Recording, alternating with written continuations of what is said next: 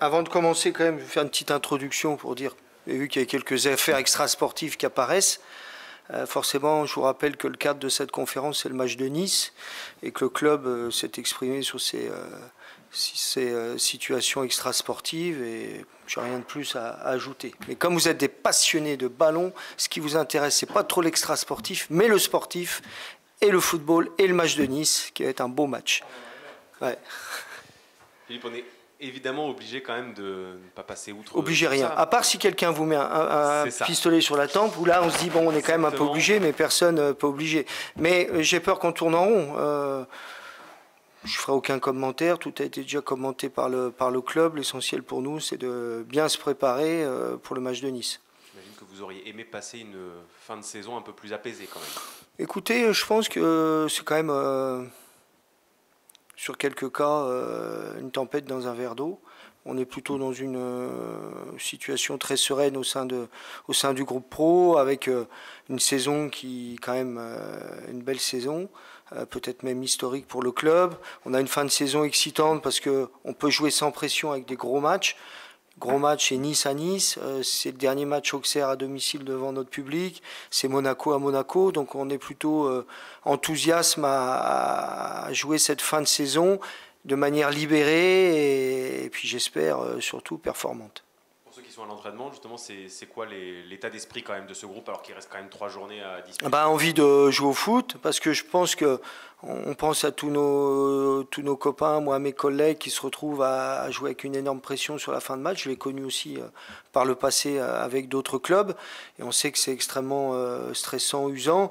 Pouvoir jouer libéré dans le groupe, tout le monde est plutôt apprécie ce climat serein et on a envie de bien faire. Alors ça rentre dans le cadre de Nice. Zakaria a retrouvé l'entraînement hier. Est-ce Oui, qu'il peut, bien sûr. que vous comptez sur lui? Bien sûr, Zach, comme tous les autres, sont, sauf les blessés, mais tous les autres sont sélectionnables. Dans le groupe, il y a des absents d'ailleurs, il y a toujours risque un peu convalescent. Branco est quand même, ça va mieux, sa cheville, mais c'est pas encore ça. On prendra la décision demain de savoir. Moi, je suis plutôt optimiste, mais comme d'habitude, si les joueurs sont pas à 100%, il fera pas partie du groupe. C'est quoi Branco? C'est un problème. La cheville.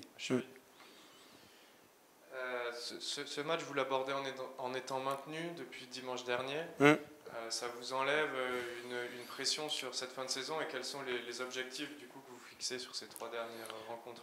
L'idéal, ce serait de gagner les 3 matchs, mais ça s'annonce compliqué, au moins de rester invaincu, parce qu'on a démarré une petite série d'invincibilité à Ajaccio.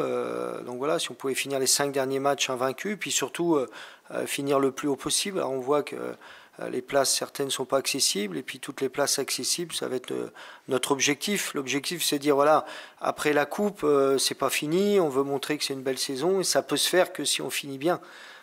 Donc l'envie des joueurs, c'est de finir bien cette saison, finir fort, et se faire plaisir, et faire plaisir aux supporters.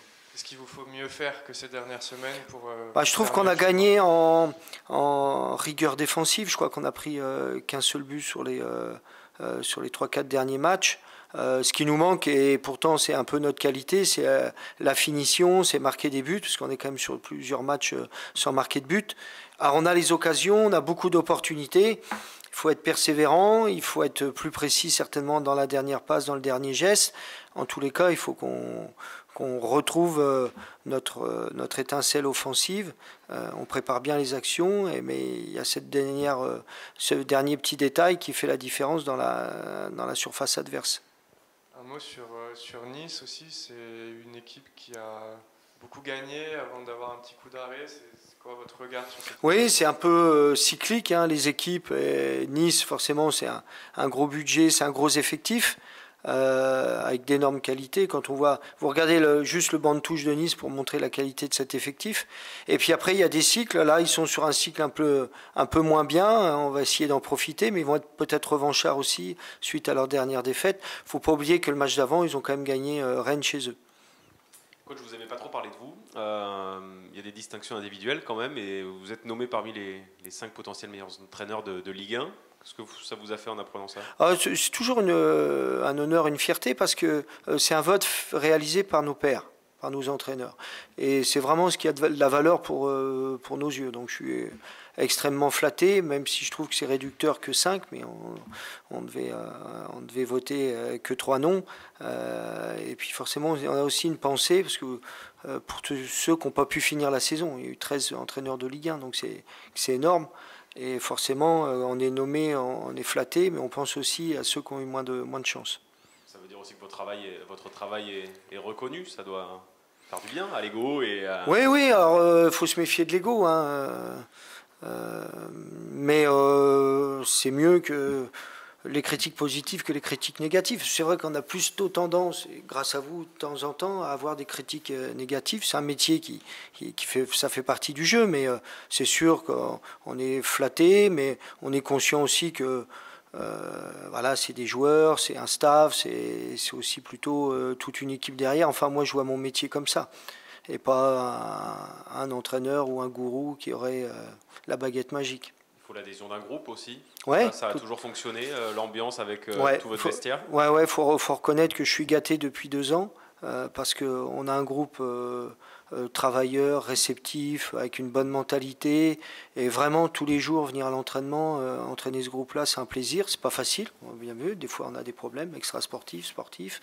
mais on les règle, et puis on continue notre chemin, mais forcément quand il y a des joueurs qui ont un super état d'esprit, pour un entraîneur c'est plus facile. Ça donne envie de poursuivre, ou il peut y avoir aussi de la lassitude quand on a connu une montée, quand on a connu un Non, trophée? on ne se lasse jamais quand ça marche. Hein. C'est plutôt quand ça marche pas bien qu'on comprend que c'est plus difficile à encaisser. Quand ça marche, on est plutôt dans une bonne dynamique. On a appris ce matin que le trophée des champions pouvait peut-être être annulé. J'ai pas eu d'écho là-dessus. Ouais, c'est une information qui a été publiée par l'équipe. Ouais. Est-ce que ça vous inspire on s'adapte. Non. On s'adaptera, quelle que soit la situation, comme on l'a toujours fait. Puis surtout, ce sont des décisions qui ne dépendent pas de nous. Donc souvent, je ne perds pas trop d'énergie là-dessus.